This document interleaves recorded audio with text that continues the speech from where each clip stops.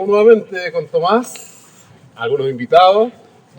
Felizmente hoy día nuestras canas son parte del contexto de Cumbres Nevadas, mucha nieve, esperando la primavera, pero muy abrigados, en un programa especial de Tiempo Tomás que lo estamos haciendo acá del centro del Parque de Estudio y Reflexión Punta de Vaca, en la frontera argentina. Aquí, ¿a cuántos kilómetros? A 30 kilómetros de la frontera chilena, más o menos. Así que hemos querido hacer un programa inédito para nosotros, un programa nuevo, novedoso, con Tomás y con un invitado que ya lo vamos a presentar. Pero antes yo quiero que Tomás nos cuente por qué estamos acá, qué estamos haciendo acá. Hola, ¿qué tal? ¿Cómo están? Sí, ya ven que estamos con una escenografía muy diferente, nos ven a todos bien abrigados, estamos a 2.500 metros de altura sobre el nivel del mar, a los pies del Monte Aconcagua, a un par de kilómetros de la montaña, de la cumbre más alta de América y de Occidente. Está nevado alrededor nuestro, veo unos cóndores volando que vamos a ver si después los podemos tomar, están bastante lejos todavía, ya se acercarán. Así que un paisaje muy, muy bonito, muy especial y muy propicio para lo que vamos a conversar hoy día, que es sobre la situación mundial, sobre lo que está pasando hoy en el planeta. Estamos todos muy atentos a lo que pasa en Siria, pero también nos interesa mucho comprender lo que está pasando en nuestra América Latina. En Argentina tenemos un invitado especialista en el tema internacional de Argentina, lo que está pasando en Europa, y por cierto todo el sudeste asiático, China. Vamos a ver si nos alcanza el programa porque hay muchos temas que quisiéramos conversar. Y estamos justamente acá en el centro de estudio del Parque de Estudio y Reflexión Punta de Vacas, intercambiando con un grupo de amigos de diferentes países sobre el momento de proceso del mundo, sobre lo que está pasando hoy día con el ser humano, sobre las grandes tendencias que están hoy día afectando al ser humano, la globalización, la mundialización, la aceleración que se está produciendo del tempo histórico y, por cierto, la desestructuración que todos vamos viendo en nuestras vidas personales, en el mundo de lo social, en los estados, en las regiones. Así que bueno, yo creo que vamos a tener mucho que conversar. Quizás tú nos presentas al invitado que tenemos, ¿cierto? Como lo decía Tomás, vamos a hablar hoy día de todo el tema internacional. Queremos hacer un recorrido por toda la situación mundial, la situación planetaria, y para eso hemos traído un experto, un analista internacional del Centro de Estudios Humanistas de Córdoba, don Javier Tolcachier. Así que bienvenido, Javier, mucho gusto. Hola Tomás, hola Efren, gracias por invitarme. Y bueno, trataremos de aportar alguna mirada, alguna opinión sobre las cosas que pasan. Triste, por cierto, por lo inminente ataque que ha anunciado, la amenaza de ataque de Obama a Siria. No es una cuestión sobre la que se puede hablar sin sentir un profundo desagrado, ¿no? Pero bueno, trataremos de aportar algún detalle que aclarezca. Partamos entonces, te voy a estrujar harto, Javier, porque tú mencionaste el tema de Siria. Todos escuchamos la prensa, hay un inminente ataque en Estados Unidos hacia Siria. Y la verdad es que no se entiende mucho, mucha desinformación. Y corrígeme si estoy equivocado, Siria no es una potencia petrolera como son otros países. Siria es un régimen que de alguna manera, siendo árabe, ha sido bastante más neutral con Israel. Pero sí lo que yo he escuchado es que este posible ataque a Siria inauguraría una nueva era, la era de las guerras por el gas, ya no por el petróleo, sino que por el gas. Siria tendría grandes reservas gasíferas, descubiertas hace muy poco, y por lo demás, por su situación en Medio Oriente, su situación estratégica, ahí pasaría mucho producto que ya estaría construyendo, que ya estaría en el funcionamiento en Irán, Rusia, etc. ¿Qué hay de eso? ¿Cuáles son las razones? Bueno, yo creo que es un error frecuente, Efren, que cometemos muchos analistas de asociar absolutamente todo al tema de los recursos naturales y al tema de las materias primas y de los dinerillos en general, ¿no? Seguro que en muchos casos hay cuestión con eso, pero eso no es lo único que hay, ¿no? Quiero decir, de eso es como una especie de mentalidad colonial, ¿no? Donde nos vinieron a robar la plata, el oro, etcétera, etcétera, etcétera, y entonces nosotros interpretamos eso, por lo tanto Entonces, preventivamente hay que correr esa mirada y ver si hay otras cosas, ¿no es cierto? Precisamente sería un país tan rico en recursos naturales y no sería la primera opción si ese fuera el interés, ¿no? Además, otra cosa que yo creo que sería de interés es analizar un poco un contexto más global, digamos, que subsume el conflicto este en particular, así como las otras cosas. Han visto que hay como un clima de fin de ciclo, ¿no? Ajá. Que algunos lo asocian como fin del mundo, recuerden el tema de las profecías mayas y de lo que se vivía, digamos, Sí. con respecto a ese tema. Efectivamente no es que se esté produciendo el fin del mundo, aunque hay que estar con cuidado, ¿no? Bien atentos a ese asunto, porque bien podría ser que, no quiero que mis palabras sean proféticas en ese sentido. Y desaparecemos. Eso, pero sí hay un clima de fin de ciclo que por una parte está justificado, pero por otra parte todo este tema también de los reforzado por accidentes, lo de Fukushima, catástrofes ecológicas, el tema de la degradación ambiental, todo apunta, digamos, y está eso en la cabeza de la gente que estamos llegando a un fin de ciclo, y entonces eso es lo que creo que está ocurriendo. Entre otras cosas, el fin de ciclo tiene que ver con el fin de una hegemonía, de un sueño imperial que no se dio y que no se va a dar, y es como decía un gran amigo, es como la gorda, digamos, que se agarra del mantel y en su caída intenta tirar todo consigo. Precisamente, y antes de entrar rápidamente en esto de Siria, que hay todo un tema complejo, hay unas alianzas complejas, por ejemplo, brevemente para decirlo, hay una alianza muy compleja entre digamos, el reino de Arabia Saudita, que está promoviendo una variante conservadora del Islam, en una lucha intrarregional, digamos, con el Irán chiita, que históricamente mantiene una controversia muy pesada, digamos, por la sucesión del profeta, por la sucesión de Mahoma, que no fue dirimida a favor de Ali, que era el favorito, que es, digamos, el fundador del chiismo, por decirlo de algún modo, sino que fue, digamos, dirimida a favor de la Sunnah, que es, digamos, el otro bando más conservador, a pesar que hay otros bandos. Entonces hay una controversia intrarregional de poder entre Arabia Saudita y los Emiratos e Irán. Hay un tema relacionado con la necesidad de los reinos conservadores de liquidar estos nuevos aires que han surgido con la primavera árabe. O sea, no se quiere que ahí... Te recuerdas que inmediatamente después de lo de Túnez y Egipto hubo también manifestaciones en Bahrein, por ejemplo, que fueron directamente reprimidas por el ejército saudí. Por supuesto hay un interés de Estados Unidos en recuperar su rol hegemónico o retener en parte su rol hegemónico geopolítico. Además, todo apunta en relación a debilitar al Irán, que tiene como una especie de alianza de facto con el régimen de Assad, que si bien pertenece a la minoría alauita, no es ni sunita ni chiita, de facto está aliado con... A ver, pero yo te voy a, sí. yo te voy a interrumpir. Por favor, interrúmpeme. No, en simple, para que se entienda, ¿por qué Siria? ¿Por qué el ataque a Siria? ¿Por qué no a Irán directamente? ¿O por qué a Siria y por qué en este momento? La verdad que no lo sé. Habría que estar en la cabeza del Pentágono, que por cierto, habría que ver si el Pentágono o los que dirigen la política exterior norteamericana están de acuerdo entre sí. Yo postulo que debe haber hoy serias disidencias digamos, en los que llevan adelante la política exterior, sobre todo la política militar norteamericana.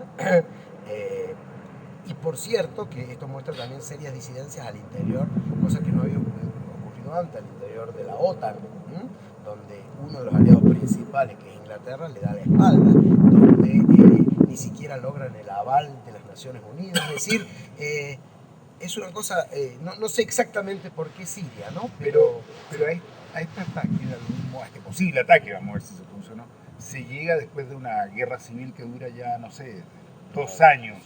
Una guerra civil en la cual evidentemente alguien está promoviendo y financiando, cosa que para uno, por lo menos acá en América Latina, es un misterio.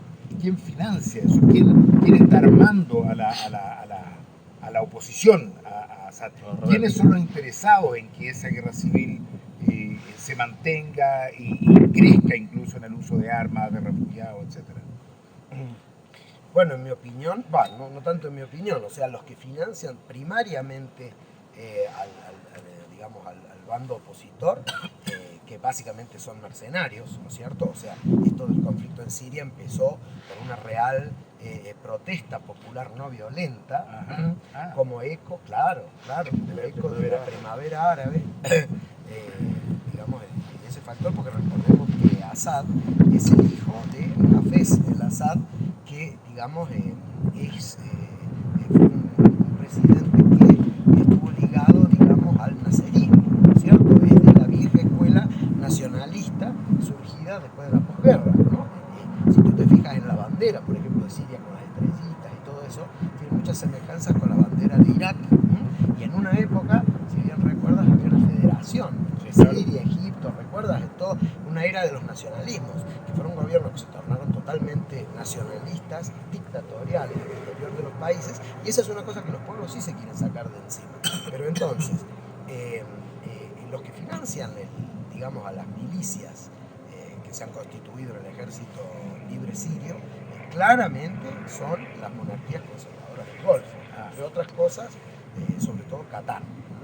Y mi presunción es de que no solo estas monarquías financian a este ejército rebelde, sino que gran parte del ensañamiento, digamos, que muestra Estados Unidos, y eso es el factor de negocio que yo veo, tiene que ver con la financiación del déficit fiscal de Estados Unidos. Es decir, al retirarse China y Japón de sus posiciones de deuda, de la enorme deuda externa norteamericana, lentamente por supuesto, para que no caiga el valor de esos títulos, yo creo que las monarquías petroleras están reemplazando en parte ese déficit fiscal de los Estados Unidos y por tanto hay como una especie de negocio en ese sentido de apoyar este intento de las monarquías de sacarse de encima todo intento de, como decirte, de revolución renovadora dentro de sus territorios y a su vez ganar espacio frente al Irán.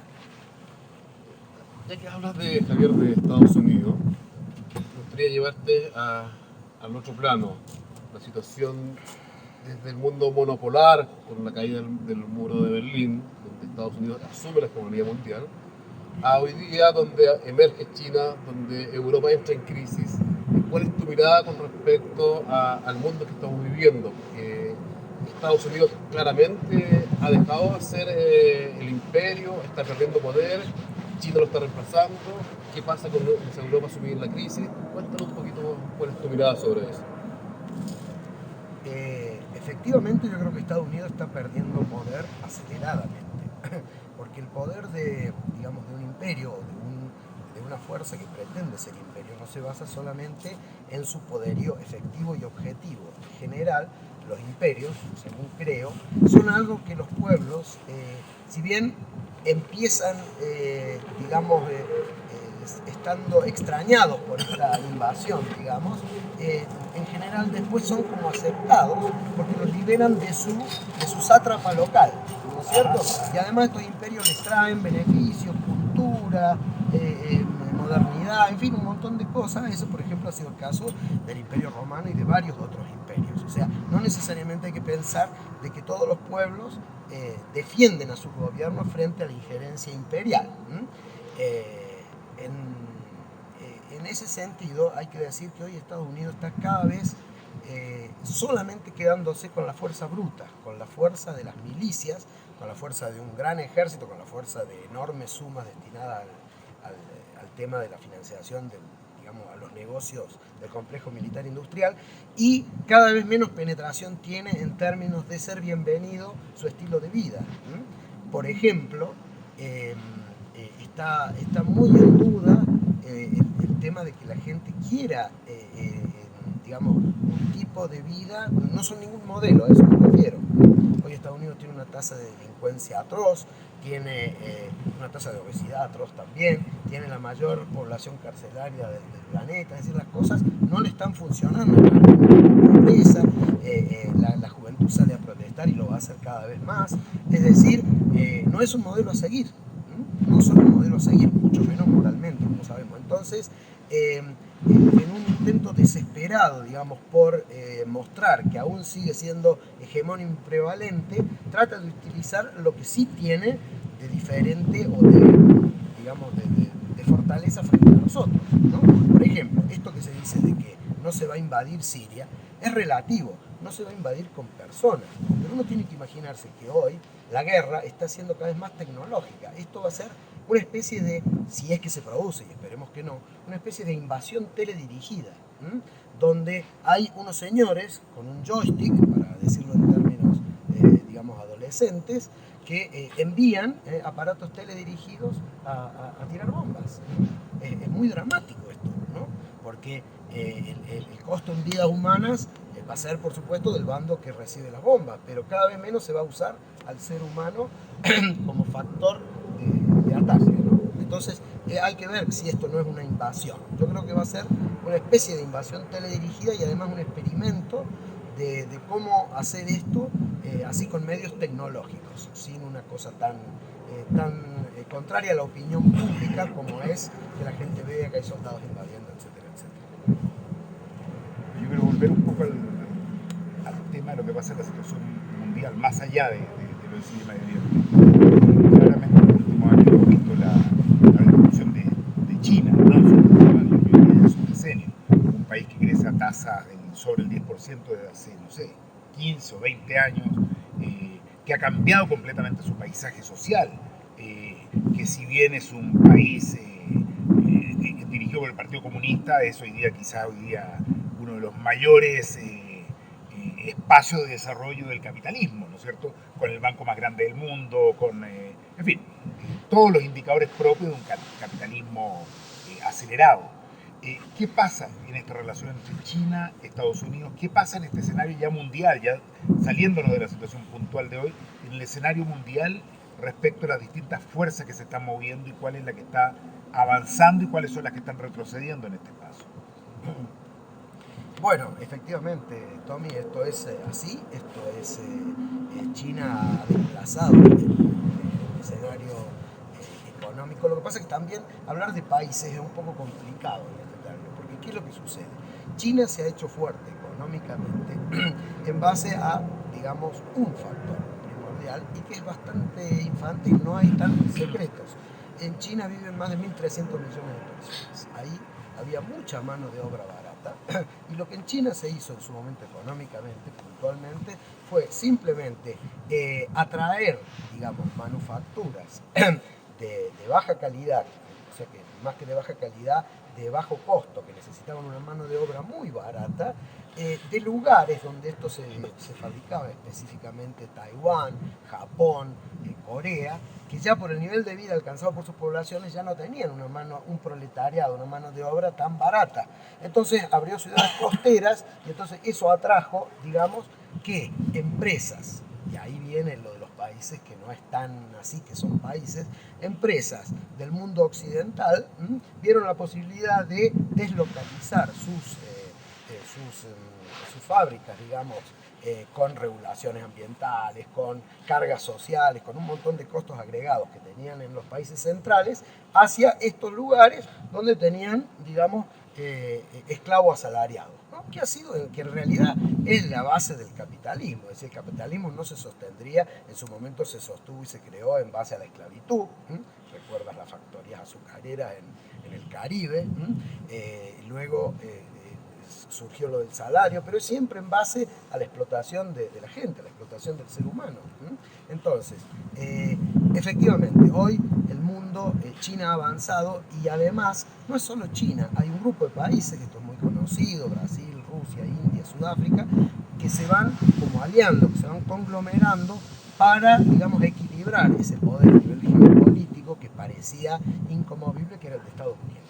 Entonces, eso es lo que me parece que está pasando, una nueva bipolaridad que en un bando se encarna, digamos, multipolarmente. Estamos, Sí. solo para recordar y para contarles a los que están mirando ahora que estamos en tiempo de tomas, pero en un programa especial y distinto, porque algunos nos preguntarán, bueno, ¿qué pasó con el programa habitual? No estamos en Umbral, no estamos en Antonio López Bello, estamos acá en el Parque de Estudio y Reflexión Punta de Vacas, en plena cordillera de los Andes, a los pies de la Concagua, con montes nevados detrás y junto con Javier Tolcachel, analista internacional del Centro de Estudios Humanistas de Córdoba. No, ha sido muy entretenida esta conversa, entre el viento, algo de frío hay, pero ha sido muy, muy entretenido en este marco. Esta descripción del mundo donde tú planteas que hay una disminución del poder hegemónico de Estados Unidos, que emerge lo que es China y los países llamados BRICS, ¿cuál es el rol que cumple América Latina? De alguna manera, con una Europa subsumida en una crisis muy profunda y América Latina con su economía, comillas, relativamente saneada, se dice, pero también con un grupo de países emergentes, progresistas, como son Venezuela, Ecuador, Argentina, Bolivia. ¿Cuál es el rol de América Latina? ¿Es el momento de avanzar fuertemente? ¿Es un momento que en realidad muestra a ciertos gobiernos un poco un tanto desgastados? ¿Cuál es tu mirada hacia dónde va América Latina dentro de este contexto planetario? Bueno, es obvio que en todo el mundo se configuran regiones, no solo por motivos económicos, no solo por temas, digamos, de ampliar los mercados internos y de favorecer las sinergias productivas, ¿no? Es un tema que es un proceso mayor que va hacia la mundialización, es decir, superando lo que hoy ya le queda chico al ser humano, que es el Estado Nacional, ¿no es cierto? Entonces, en este contexto de regionalización y en la consolidación de lo que hoy son regiones claramente identificables, cosa que hasta hace pocos años no era tan claro, ¿no?, de que se iban a constituir regiones, surgen al interior de las regiones. Por un lado, surgen las presiones de este sistema como mayor internacional al que hacíamos referencia, de una nueva bipolaridad entre un mundo que se cae y algo que intenta compensarlo.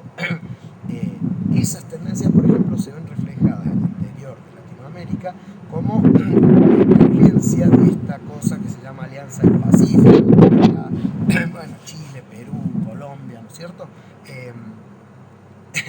que trata de ser un contrapeso al innegable avance que ha significado la UNASUR, la CELAC, digamos, organismos que sin ninguna duda y con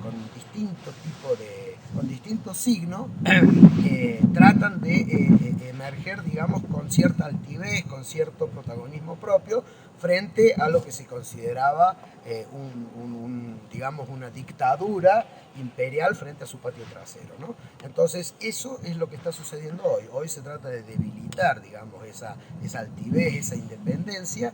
Y yo creo personalmente que es un proceso indetenible en todos los campos, es decir, la gente va hacia su autogobierno, es decir, la libertad y digamos, la necesidad de gobernarse a sí mismo es un proceso que no se puede detener. En mi opinión, lo que habría que fortalecer es un aspecto más interno, no tan político, que es el aspecto de que el ser humano tenga fe en sus propias capacidades, que es sumamente importante para que el poder pueda realmente ir hacia la base social, ¿no?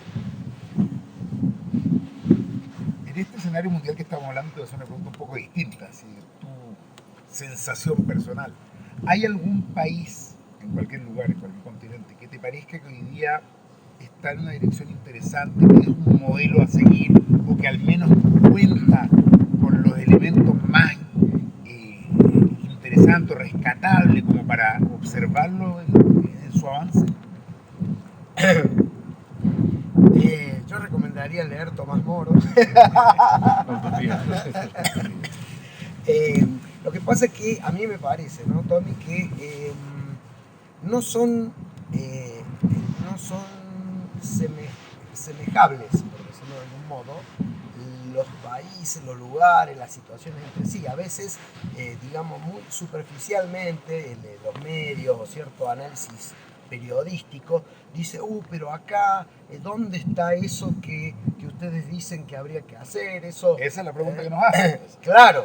Entonces, claro, es muy distinto. Por ejemplo, te voy a dar un ejemplo argentino. En Argentina hay una provincia que se llama San Luis, que es gobernada desde hace mucho tiempo por por una especie de satrapía familiar, como es muy típico en las provincias, en el interior. Se trata de San Luis y la familia es la de los Rodríguez Sá, ¿no?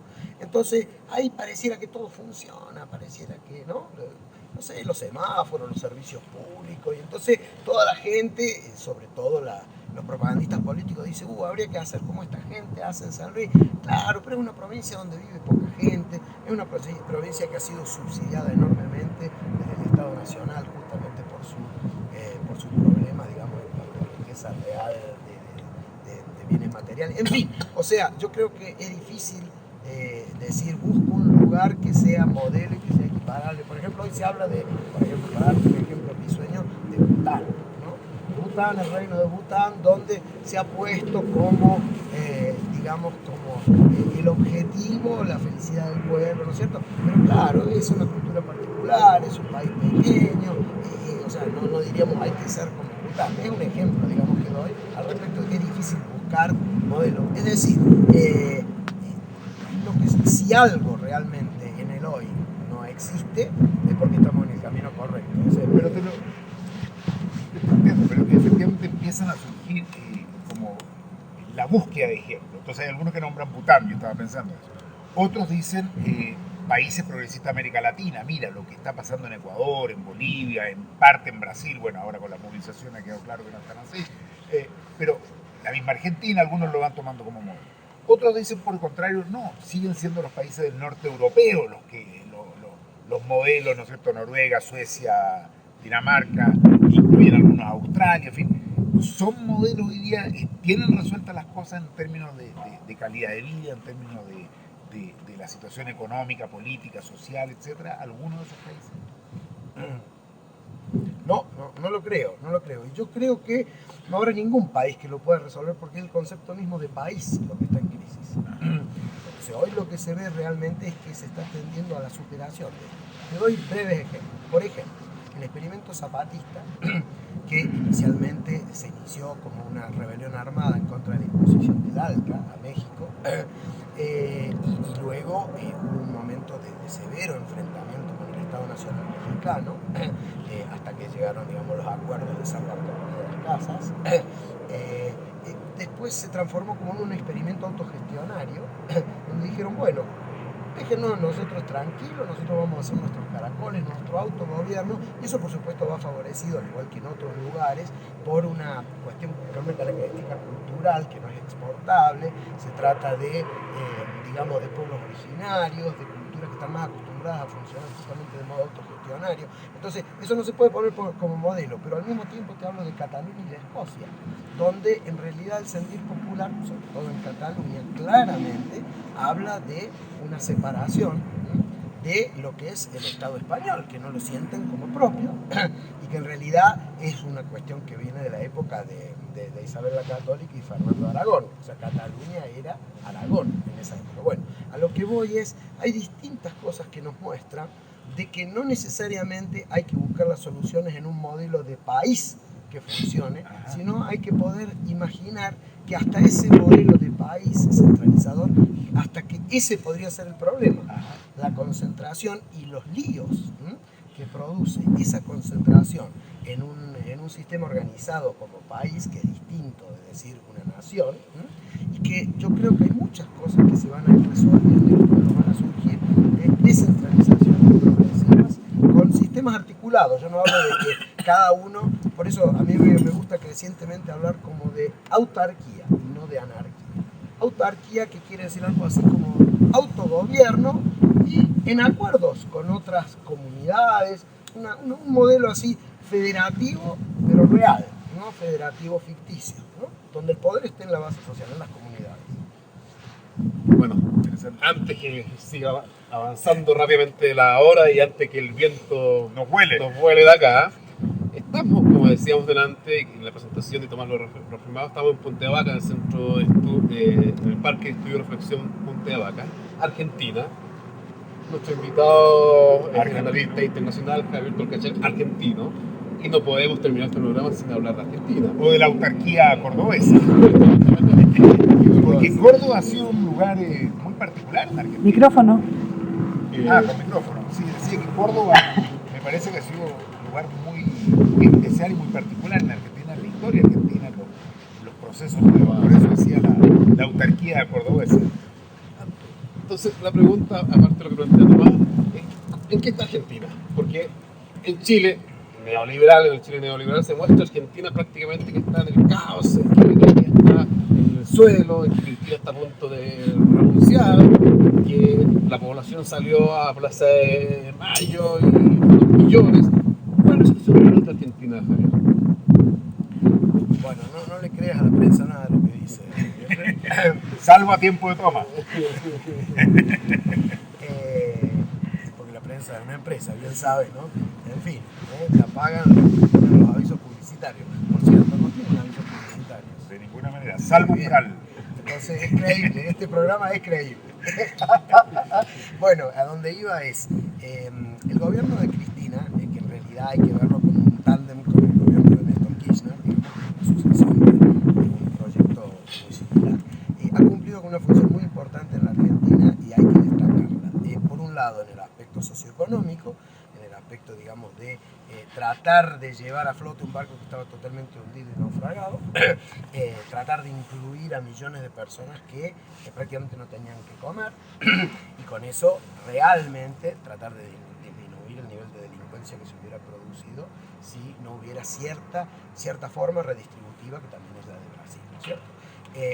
En términos de derechos humanos ha realizado una tarea muy positiva, yendo a la cabeza, a la vanguardia, en términos de leyes muy interesantes, de afirmar la diversidad, no ha habido ninguna represión digamos, de ningún tipo de movimientos populares, en fin, o sea, hay que decir todo esto para pasar a decir lo siguiente: nadie vive del pasado.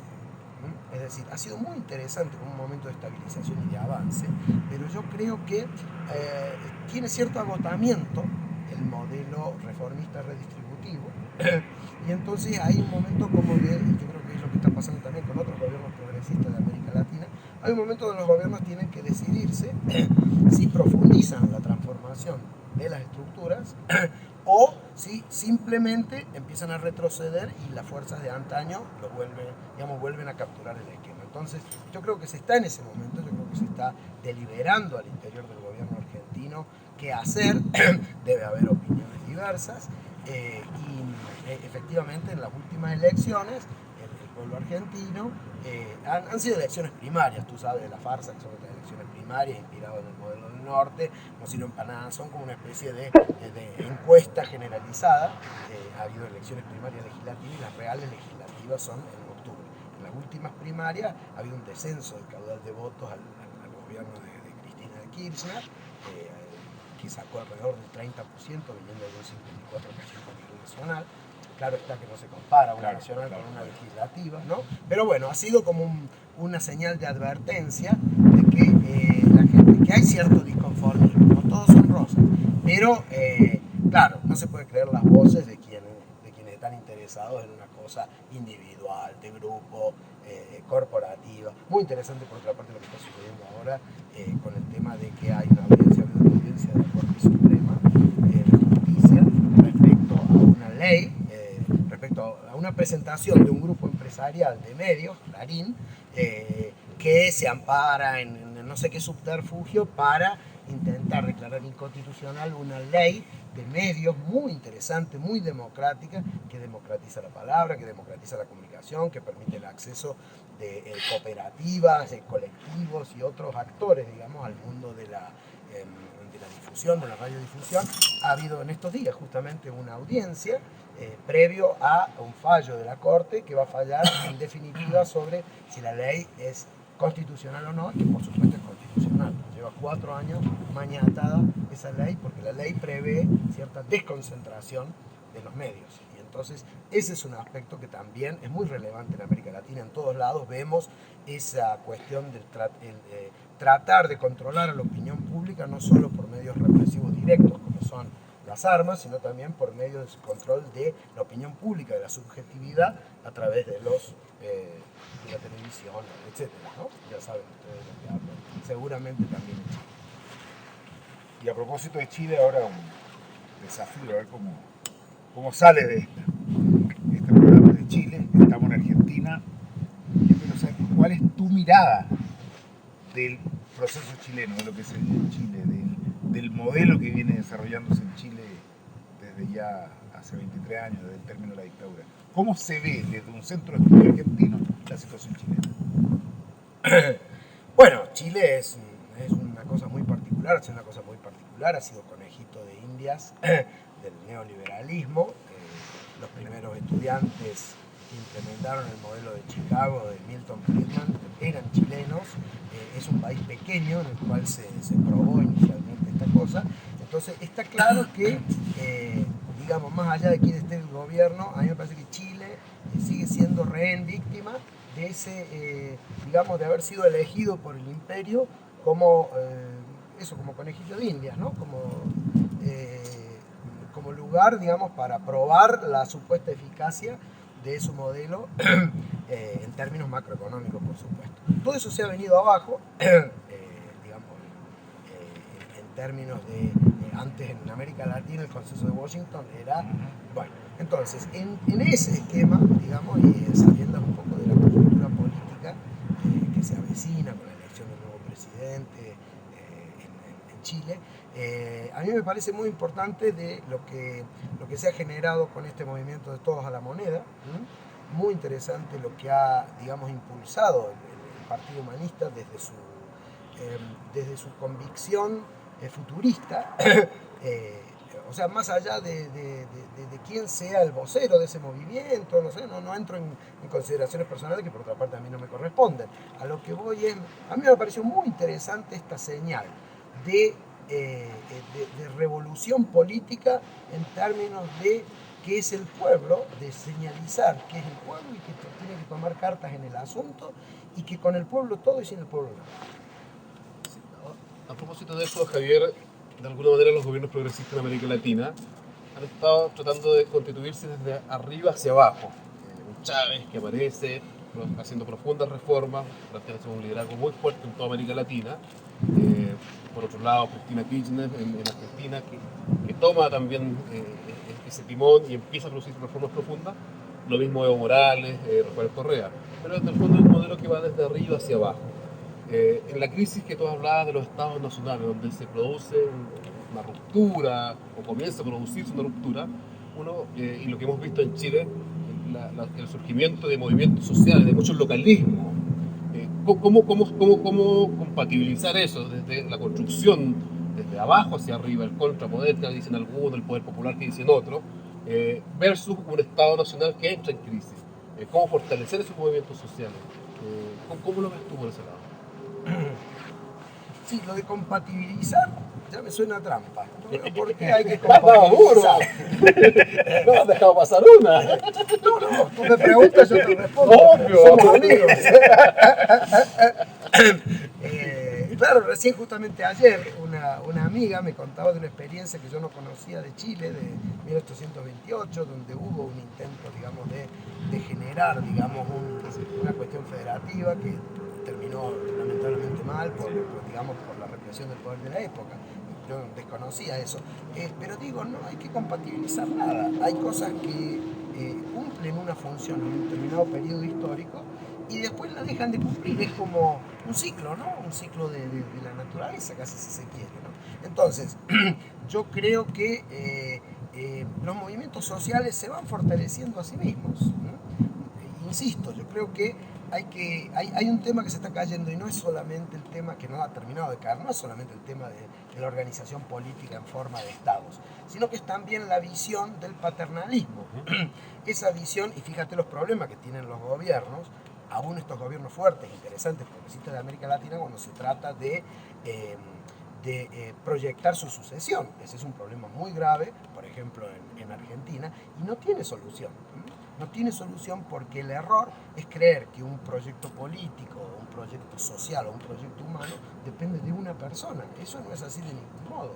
Puede encarnar en determinado momento en personas con determinadas virtudes, con determinadas capacidades. Por ejemplo, yo valoro mucho de estos líderes de Chávez, de Correa, de Evo, por ejemplo, su capacidad docente.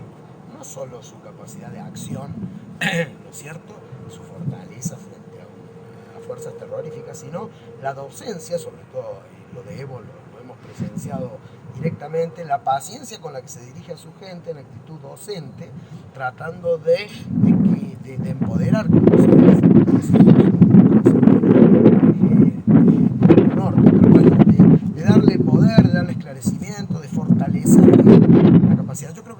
las cosas, Efren. Yo lo que haría es fortalecer a la gente, a su fe en sí misma y en su futuro de autogobierno. Y se nos fue otro programa. Se nos fue así con esta revisión de lo que está pasando en el mundo. Yo creo que ha sido muy interesante. Nos paseamos por todo el planeta. Por todo el planeta. Y quedan abiertas muchas preguntas. Queda abierta una gran curiosidad de saber efectivamente qué es lo que va a pasar. También quedan grandes preocupaciones, sobre todo frente a la situación que se está viviendo en el Medio Oriente, lo que se está viviendo en Siria, las respuestas que se pueden producir desde Irán, desde otros países, desde Rusia, en fin, frente a esta amenaza que ha hecho Estados Unidos. Así que son temas sobre los cuales seguro que vamos a seguir conversando. Ojalá te den una vuelta por Chile y seguro que te tenemos ahí en el programa. Y nosotros vamos a estar la próxima semana de nuevo, pero ya en Umbral, ahí en Antonio López Bello. Así que nada, nos despedimos. Efren.